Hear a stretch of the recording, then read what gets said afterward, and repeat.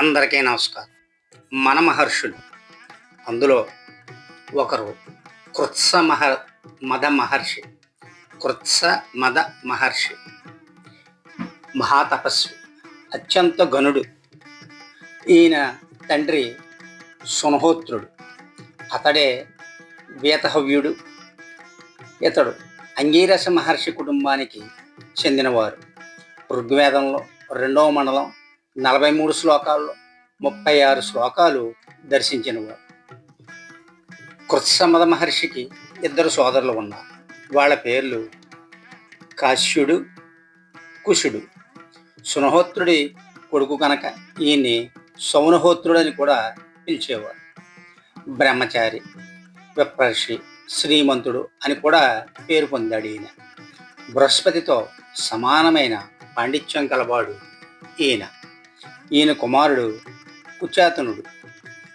శ్రీ మద్భాగంలో కొన్ని చోట్ల ఈ క్రింది సూచించిన శ్లోకం ద్వారా కృత్సమద మహర్షి యొక్క ప్రస్తావన కనిపిస్తుంది. ఈ కృత్సమద మహర్షి వేదాంగాలు నేర్చుకున్నాడు. అగ్నిదేవుణ్ణి వేదమంత్రాలతో స్తోత్రం చేశాడు. అగ్నిదేవుడికి ఇష్టమైన యజ్ఞం చేశాడు. గొప్ప భక్తుడైన ఈయన చేసిన యజ్ఞానికి అగ్ని ఆనందంతో మహర్షికి దివ్య శరీరం ఇచ్చాడు. త్రిలోకాల్లో తిరగగల శక్తి, భూమి మీద, ఆకాశంలో, గాలిలో 3 చోట్ల 3 శరీరాలు ధరించి తిరగగలిగే శక్తిని పొందాడు.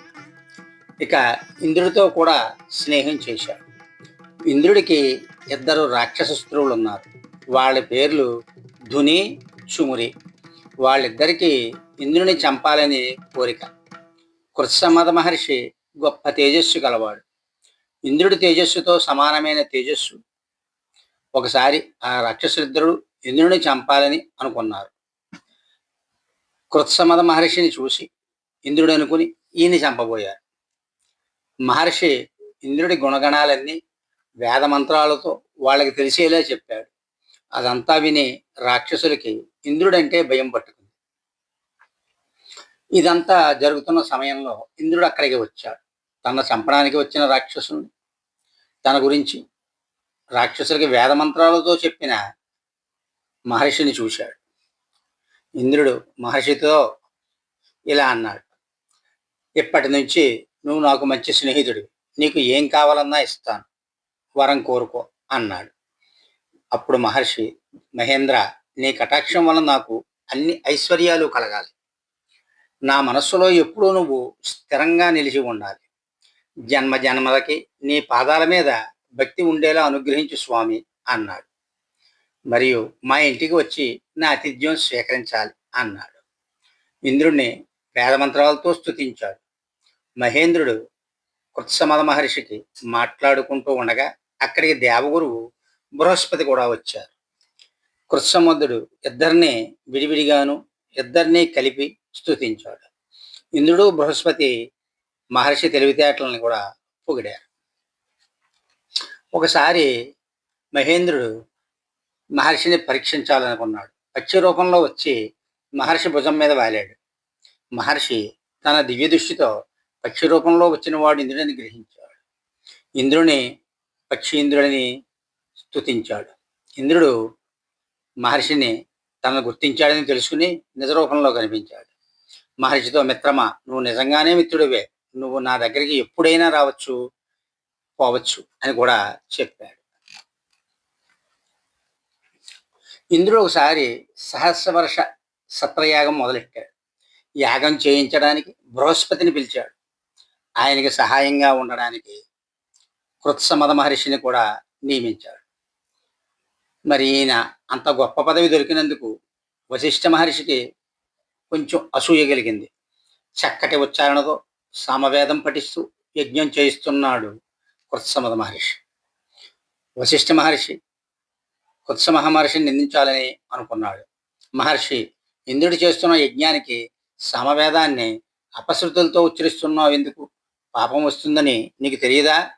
మళ్ళీ చెప్పు అన్నాడు. అప్పుడు మహర్షి, అపస్వరాలు పలికితే పాపం నాదే అవుతుంది.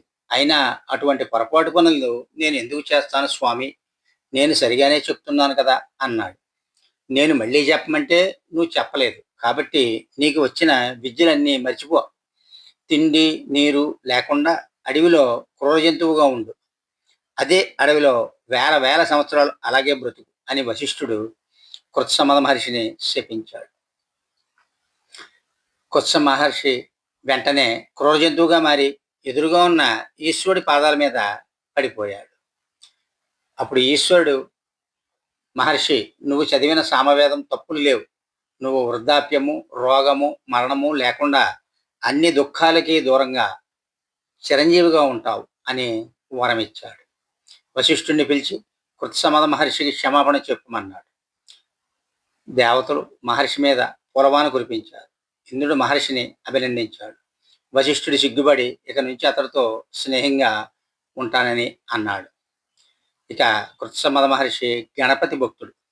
అందరికీ కనిపించే విధంగాను మనస్సులోను గణపతిని పూజించి భక్తులందరిలో మొదటి వాడయ్యాడు. బొబ్బ గొప్ప భక్తుడైన కృత్సమద మహర్షికి రోజుకి 3 సార్లు విఘ్నేశ్వరుణ్ణి పూజించి తరించాడు. ఇది మన మహర్షుల యొక్క గొప్పతనం. సర్వే జన సుఖినో భవంతు. ఈ వీడియో కానీ మీకు నచ్చినట్లయితే లైక్ చేసి, షేర్ చేసి, సబ్స్క్రైబ్ చేయవలసిందిగా కోరుతున్నాను.